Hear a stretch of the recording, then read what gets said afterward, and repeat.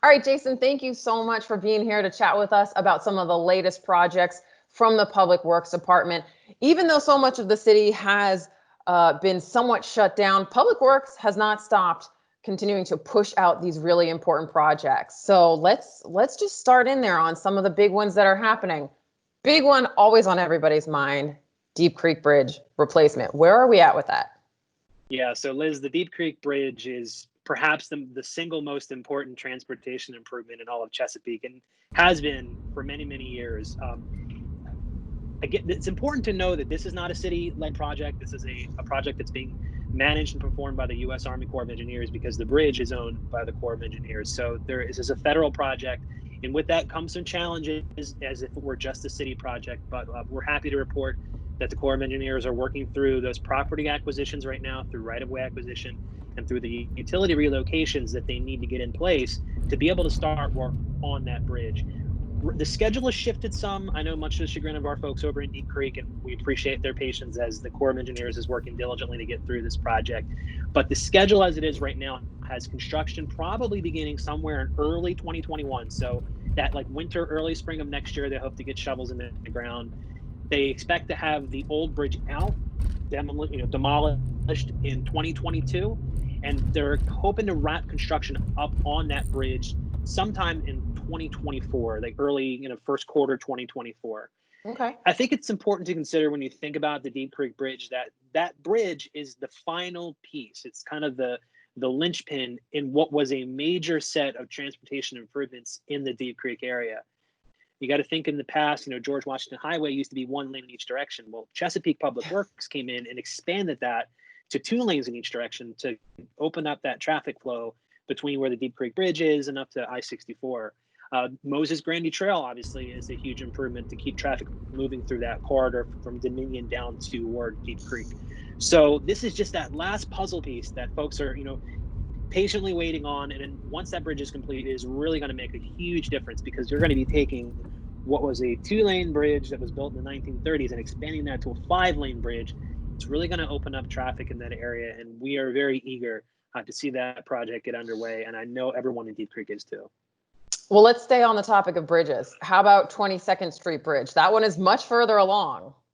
Absolutely. That is our bridge that belongs to the city. And the folks in South Norfolk are really excited because they can walk up at the end of Poindexter Street and they can see this thing starting to come together, and we're really close.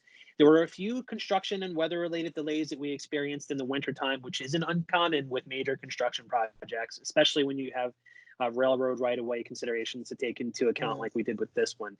But we're excited. We think this bridge is going to be done sometime in August. And this is a really, really cool project because it was an historic bridge. We're going to keep the history of the bridge. We've got a seal, the old South Norfolk seal. We're going to make sure we preserve that symbolism on the ends of the bridge when it gets up. And this was a pretty significant project for South Norfolk. It's about a $20 million project. Wow. That has been a long time in the making. And we know, talking to our friends over in South Norfolk, that they're excited to see this bridge almost done. And we are eagerly awaiting the summer to cut the ribbon and get traffic moving along that. And trivia, it's actually going to realign 22nd Street to the end of Poindexter Street. So the lay of the land in South Norfolk is going to change a little bit, not dramatically, but a little bit with this new bridge. So we're fascinated with how it's going to turn out and can't wait to see it open. It's going to be a lot better for everyone crossing through that area. That's exciting. Okay, another major thoroughfare, Mount Pleasant Road. It seems to get busier and busier, and now there's a widening project that is finally coming down the pike. Yeah, this is an important one, and this is something that you're seeing the impacts of right now for our folks in Great Bridge who use Mount Pleasant Road to get back and forth through the area. They've seen some traffic delays recently, 1-lane traffic and whatnot in the early part, late May, early June. And that's important because we're in that utility relocation phase right now with that. We've got our utility contractors that are actually having to break up the road, move gas lines to allow them, the contractors, to come in and start widening that. What this project is, it's going to put a 3rd lane in the center, because right now, for those familiar with driving on Mount Pleasant Road, it's 2 lanes in each direction on a long stretch of it between Cooper's Ditch and down towards Centerville Turnpike. And that can lead to some traffic delays with folks who have to make turns off into the side roads or into driveways for the houses that front onto Mount Pleasant Road. The addition of this 3rd center lane is going to kind of act as a 2-way turning lane So it's going to allow those folks that need to turn into driveways and on the side streets to get in that lane and free up that lane of traffic to keep moving through that corridor. This is one of those projects that maybe when you think about it, doesn't seem like it's a huge improvement, but it's really going to keep traffic moving on Mount Pleasant Road. And just like you said, Liz, this is a very, very busy road. As everyone witnessed with the Centerville project that we just got through, a lot of traffic is on Mount Pleasant Road. And we hope that this is really going to keep things moving.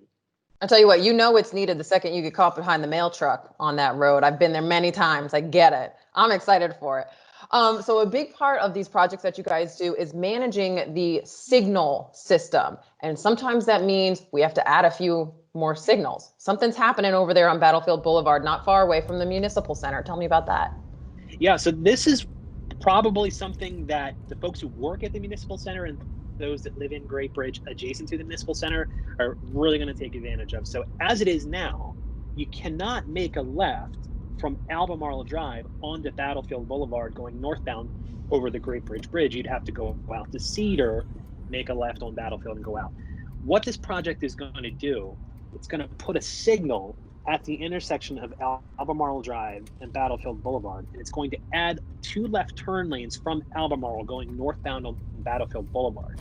It's going to open up the ability for folks to get in and out of Great Bridge and that neighborhood surrounding the Municipal Center, going northbound toward Kempsville Road, toward the expressway, toward parts of Greenbrier.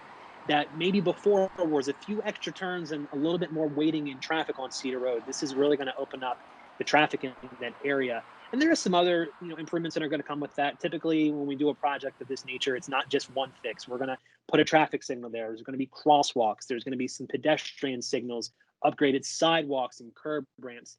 And that's going to go hand in hand with what planning is hoping that Great Bridge starts to evolve into with its plan for the Great Bridge Village.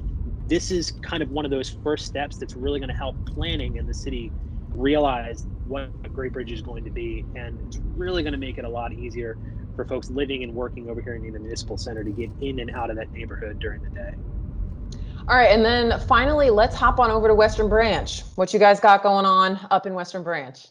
So this is not necessarily a transportation, driving your vehicle to and from work project as much as it's a recreational reclamation project. Folks will be familiar with the bike trail that runs through Southampton roads from Virginia Beach and then Norfolk and then over in Portsmouth and Suffolk. Well, Chesapeake is doing their part to bridge the gap and complete this long trail.